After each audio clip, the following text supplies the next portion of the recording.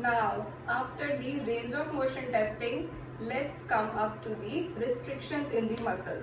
So the major muscles which are tight and which are facilitated more, they are the pectorals as well as the traps and the suboccipital muscle along with the levator scapulae. Right? These muscles we are going to check for the restrictions. So initially when we are going to check for the pectorals, what we are going to do, we'll ask the patient for flexing the elbows to 90 degree and then raising them up. Keep the hands behind the head, right, at the area of the occiput.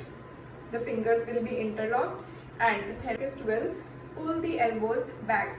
So what will happen, the patient will be having a stretch or a discomfort in the area of the pectoralis major.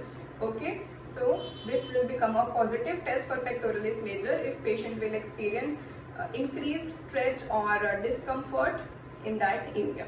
Right? Now comes the pectoralis minor.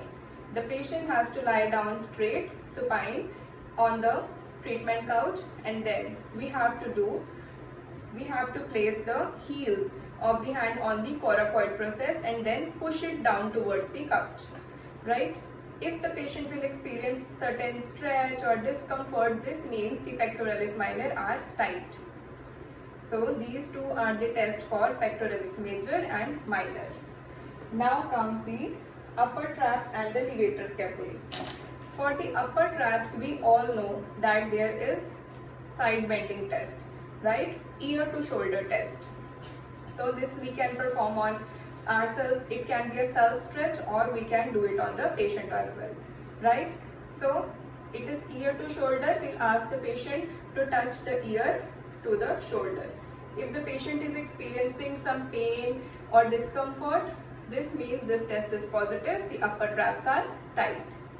Next is the levator scapulae. For the levator scapulae, what we have to do is cervical flexion, rotation on the same side, and then lateral flexion, right? And then the shoulder on the same side is meant to be pushed down so that the levator scapulae will feel more stretched, right? So this is the way how you have to perform the stretch for the levator scapulae. After the muscle length test, now comes the strength test. So whichever muscle is weak, like the deep flexors are weak, along with that the opposite side of the cross, which is made up of the middle traps, lower traps, okay, serratus anterior, these musculature is weak, right?